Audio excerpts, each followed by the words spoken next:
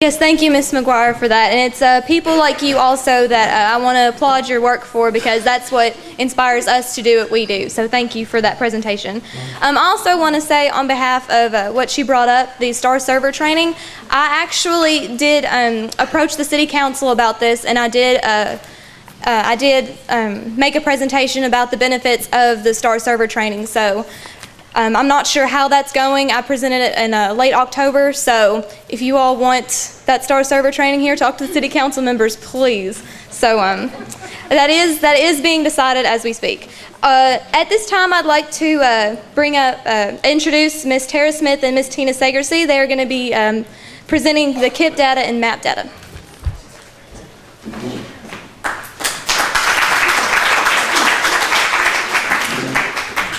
We are actually going to take this. Ha! I just knew that was going to make a horrible noise, but it didn't. I'm just going to move out of the way. We're going to talk about the KIP and adult survey. You can go ahead, next one.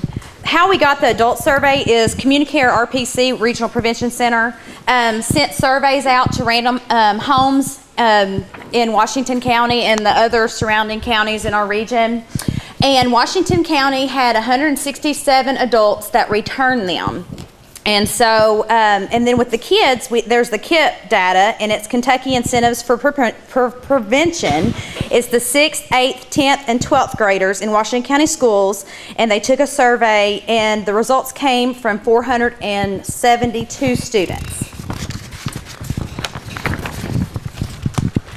So what did the adults say in the survey? 68 think it was easy for youth to get alcohol, and 42% of the adults know other parents or adults who do allow underage drinking in their home. Sadly, that is high. Okay, what do adults say about the social host ordinance? 58% were familiar with the social host ordinance, but only 34% knew that Washington County had its own social host ordinance. So that is something that we need to work on as getting the word out. And 79% support the social host ordinance. And so where do adults think youth get their alcohol? And they could choose, as many as they want, so that's why it doesn't add to 100%. So 35% thought from parents, 32% from siblings, 90% from friends, 11% from strangers, 23% other relatives, 32% stores that sell to minors, and 60% fake IDs.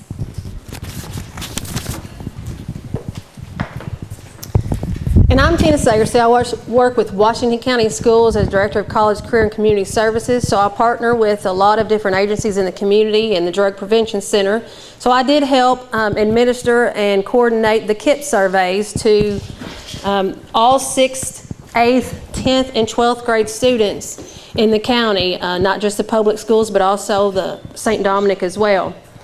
Kentucky Incentives for Prevention have been issuing this KIP survey since 1999. It was a part of the Governor's Youth Substance Abuse Prevention Initiative for the purpose to assess the extent of alcohol, drugs, and tobacco use from youth from ages 11 through 18. The purpose is to help preventions like this target areas and improve our programs to help stop drug addictions and drug abuse. As Brandon was talking about earlier, I have to commend him on his efforts to help those that have already got to the place to where they're trying to turn things around and go back. And I can relate with him on many occasions with having that in my family as well. So hats off to Brandon for what he does to try to help turn that around. But I would also like to say that I think that one of the #1 ways that we can help is to prevent it before it gets to that point. And that's what I think we need to focus on here in Washington County with our youth, is preventing that from getting to those extreme situations that he has to deal with often. So this KIP survey is sponsored by the Kentucky Division of Behavioral Health and the Federal Center for Substance Abuse. It's amazing when you look at the comparison of what the adults say and the students say. It's very closely related. You'll see in just a minute. But what does youth say about how easy it is to get alcohol? If you notice over here, of course, we've got the 6th, 8th, 12th, and 10th grade, and as they get older, obviously they say it gets easier. They figure out ways and learn more ways to do that. So if you notice the green over here, this is the disturbing factor is that a large amount of 12th graders and 10th graders, at least over 30%, say that it's very easy, sort of easy. You still have over 30% of 10th graders and close to that of 12th graders. And then, amazingly, this is where sort of easy, the 8th grade have climbed up a whole lot. So from 6th grade to 8th grade, they've jumped up from very hard to sort of easy. So those are the statistics we found out from 6th through 12th on how easy it is to get these items. Where do you primarily get the alcohol? And if we just remember looking at the adults, I think the largest percent was 90% in the adults, and they said friends. And again, that's what their kids are saying. The majority is they get the alcohol, they get the substances from their friends. If you look, I think on the adults, it even said one of the second highest, I think it said 20-something% was from siblings or other family members. And again, that's pretty high here, other relatives. If you notice the blue there on other relatives is a lot higher than we would like it to be.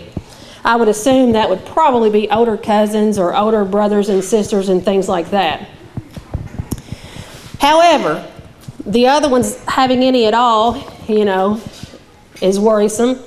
But this is the kind of things that we can look at, and the Heartland Coalition can look at and say, convenience stores. Okay, well, if you look over here, almost 10% of 12th graders get it from convenience stores. So let's figure out what convenience store that is in Washington County and let's solve it.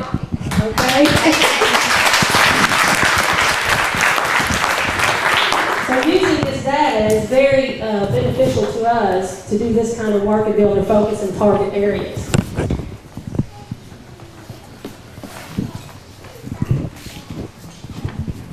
Where to use the drink? This one is very, really does bother me. Now, I'm not surprised about the friend's house or the parties. I think we would all expect that. But if you look at some of the other places, parks and fields, we need to be monitoring our local parks and fields. I hope that most of that lies in fields, maybe in personal homes and things like that. I hope a lot of this isn't going on in our public parks, and we're not able to monitor that. But one thing that is very scary here, if you look right here, cars. The 12th and 10th grade have over 10% responses saying that they drink in their car. So if you think about that, there are at least 300 10th and 12th graders in this county. And 10% of 300, I think my math would tell me that's 30 students, could be on the road on the weekend drinking in their car and driving. I don't think I want my child out there driving around to be in a jeopardy of one of those guys on the road. So, this is really disturbing that we have so many students that are drinking in their cars. And as you see the rest of them on there are some at school, home, parties, friend's house, very low in the bars. Hopefully they're not able to get in. Cars, park fields, and then other. So what can we do to limit the youth access? We got to ask questions. Don't be afraid to ask questions. Do you know if alcohol is available at friends' house? When your kids go to their friend's house, ask them. Is there alcohol available? And if there is, would you get it? Just go ahead. Don't be afraid to ask your kids. I know same thing. I have two great kids. They would never do that, would you, Maddie? But she might be influenced one of these days. I don't know that. She might be influenced by others. She might be influenced by herself. She might be influenced by something she sees on TV. I'm not blaming other people, but things influence our kids all over the place that they see and hear daily. And they might take a chance, okay? My son is a freshman this year, and I have asked him different questions, and he would say, Mom, really? Are you really asking me this? And I said, well, yeah. And he said, I wish you wouldn't ask me. And I said, I'm sorry, but I'm your mom, and I'm going to ask you this question anytime I want. So don't be afraid to ask them. At least you're putting it out there, and they know it, and they know you're aware and you're checking in. Do you know if alcohol is being used by your youth or by their friends? Do you talk to your youth about the dangers of underage drinking and driving? Then ask yourself, is this happening in my home without my knowledge? You know, that's important too. You know, I know many of us may have some items in our house, prescription drugs, tobacco or alcohol products, and they're not always locked up. They're easy access, and again, some of us parents that hope that our kids will never do that are very trusting that it's still there and it's never, you know, bothered, but you might want to watch closely and make sure. We don't need any surprises. Do I know that WC has a social host ordinance providing minors is clear to violation? So making our community aware of what we have in Washington County is very important. So let's rise up, reduce substance abuse among youth, increase community awareness, sustain coalition efforts, and establish community collaboration.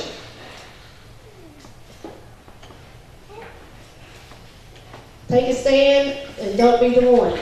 And while I've got just a minute, okay, that's it, I would make sure. While I've got just a minute, I want to say again, and you all know this, everybody that's in this room already knows how important this Drug Prevention Center is and this Heartland Youth Coalition is.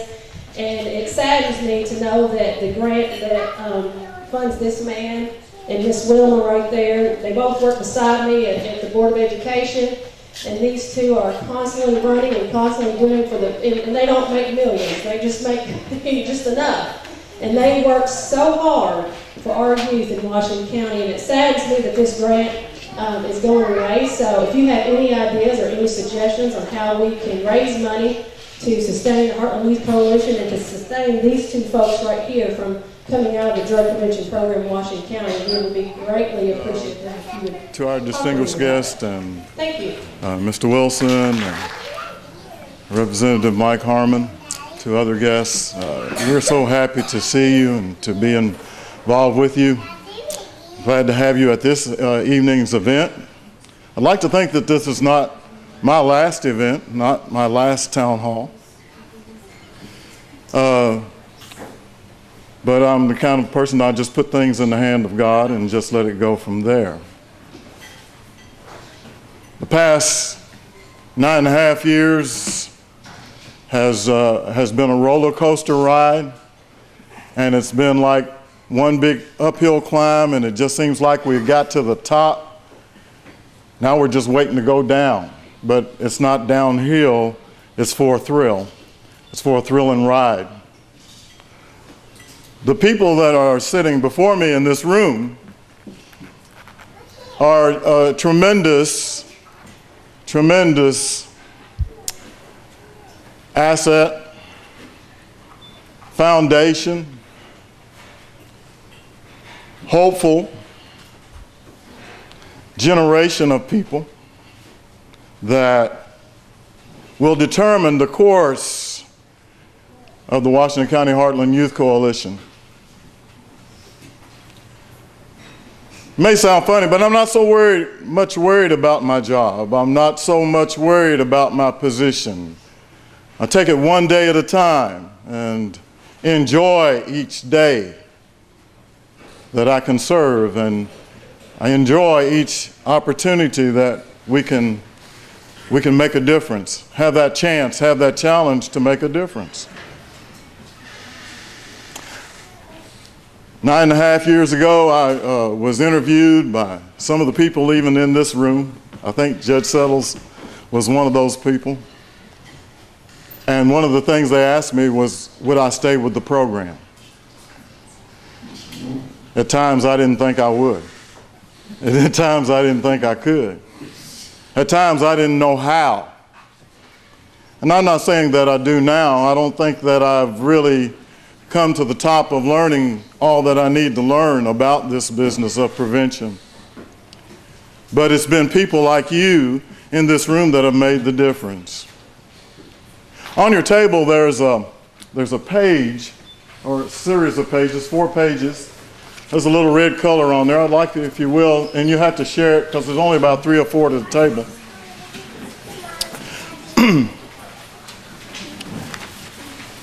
But over 10, might as well say 13 no, about 16 years ago, this coalition began.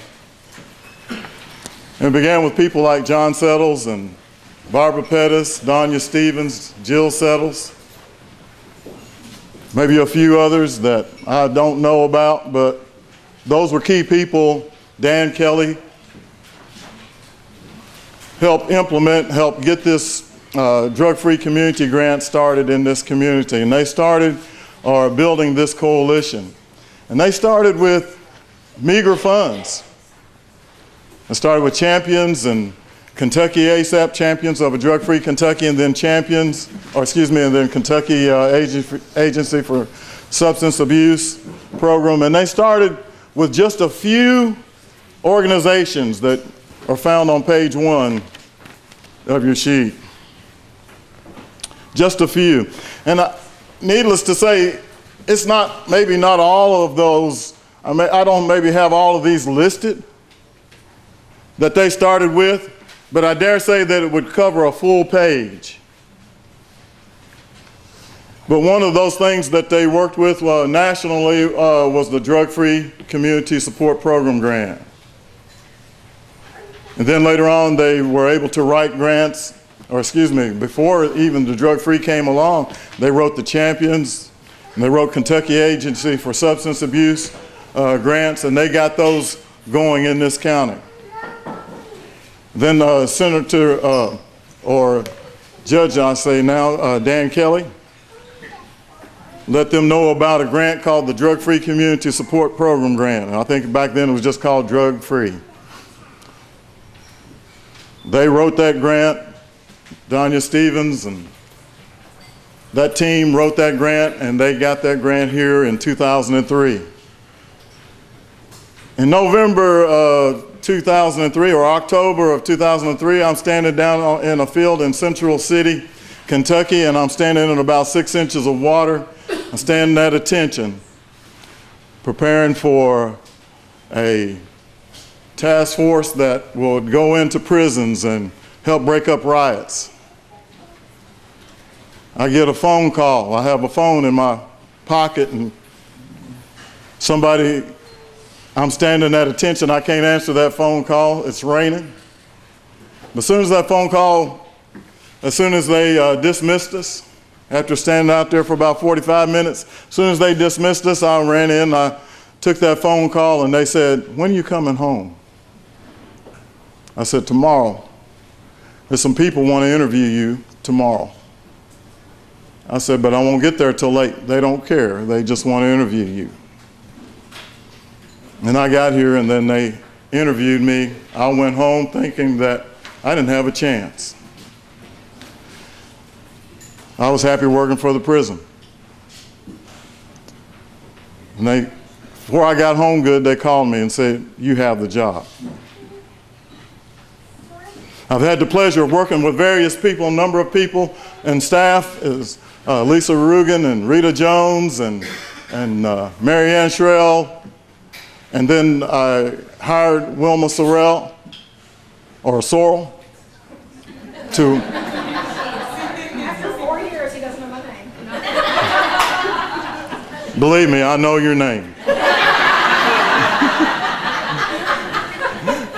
I've got the loss of hair to prove it. No, I can't blame her for that. But we went from that one page of people. These were agencies, relationships that prior committee, that former committee got down and worked with, and they worked with people in this room, and they started this coalition. And with that coalition, they developed relationships. So by the time I came on board, all we had to do was take our feet and hit the ground running. And we gained knowledge, we gained understanding of what we were supposed to try to accomplish within our community. About 2004, we came across, we were going to be moving from juvenile justice as our overseer and move up into SAMHSA. SAMHSA was going to become our overseer of this grant, and we had to rewrite the grant again in 2004. There was doubt whether we could even do that, accomplish that, but we did it.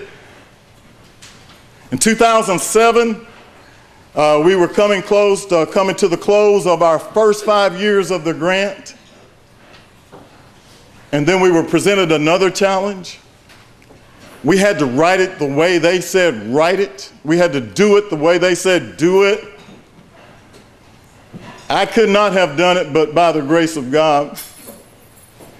And one day, trying to figure out how to write this grant, along with the help of Donya Stevens and Marianne Shrell and Jill Settles,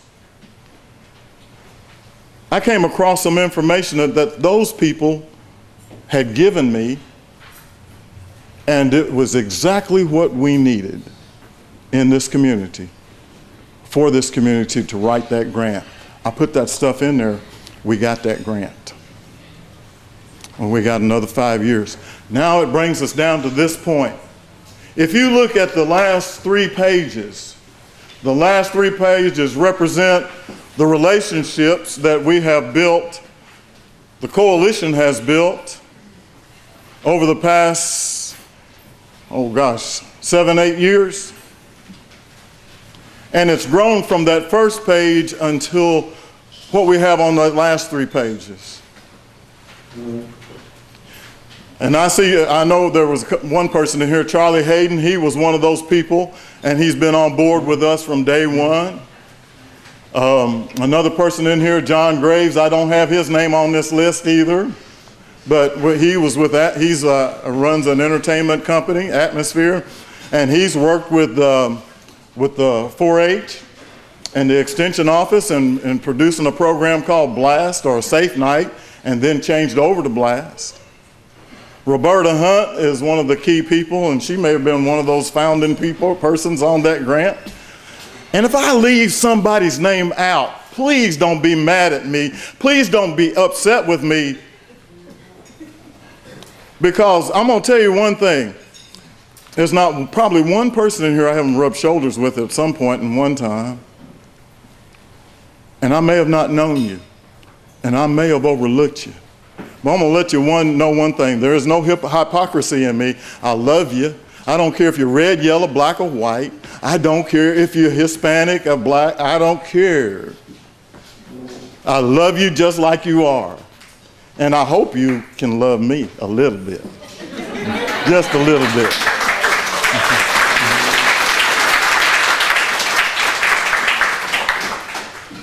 But it's these people, these things, that little first page created pathways to things that could get done and help our community be strong and help our youth be safe and teach our youth to be leaders and take a stand in this community and know exactly what they want for their future and for their lives and for the hope and for the future of other young people in this community. Do I sound like I'm preaching? I don't care.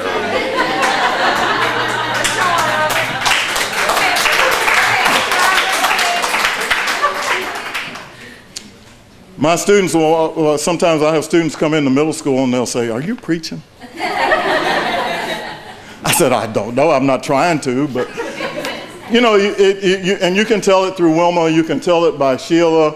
You can tell it by the people that are involved with this coalition, that we are passionate about what we do, and we care about the young people that we work for and to work with. And we need young people. We need people like yourselves that will keep the community environmental strategies going. I mean, everybody in here knows what a Bud Light is. Why? Because they have an environmental strategy. Everybody in here can tell you a brand name of a cigarette. Why? Because they have an environmental strategy. We know that the key way to reduce substance abuse in our neighborhoods and in our communities and across our region or our state, we know that environmental strategies are the key way to do that and to accomplish that goal. But yet it takes going into the schools. It takes going into the places like this and inviting you here for free It's a pleasure for me to be able to write a grant and say I can pay for every meal on these tables. It's a pleasure to be able to do that. It's a pleasure to be able to sit down and write a grant or have Wilma come and say, Isaac, do we have the money to pay for these incentives? Do we have the money to do this? Do we have the money to do this? It's a pleasure to develop relationships with Communicare or people like Pez, Tara McGuire, or Kentucky ASAP, or drug courts, or whomever that may be in this room, ABC. Yes, they will be checking the stores. And they have checked. And they have found people. They have made fines. But you see, the work needs to continue. The work needs to go on. The relationships have been formed. The key is are you going to step up to the plate? The key is whether I'm here or not, whether Wilma is here or not, will you continue? Is every child in here worth it? And every child that is not in here worth it to keep it going? We've worked with PTO. We've done what we could with them, and they've helped us back. One thing I noticed about Wilma, she will build a relationship with you. She will work with you. If you're her friend, you might as well say, you're knocked out. You're going to be working with Wilma. Every one of these people that you've seen working around here, she's already done hit them up. She's done smiled in their face, and she's done rubbed in their hair. And next thing you know, are you going to be there to help me? She just did that to Tina. She just did that. But she has to be one of the key people that has helped this coalition to grow. Not only just her, but every person, from John Settles to Jill Settles to Donya Stevens to Barbara Pettis to Debbie McGuire,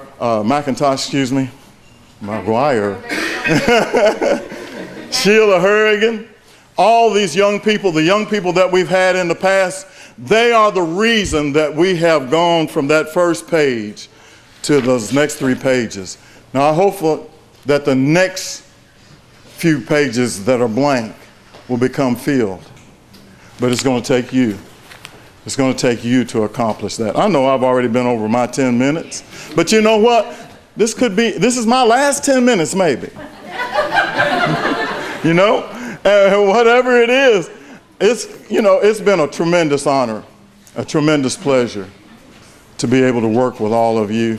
And all of the young people that we've had in the past, they still come and talk to us and still say hello. I appreciate you so much. Thank you so much for your kindness. Thank you so much.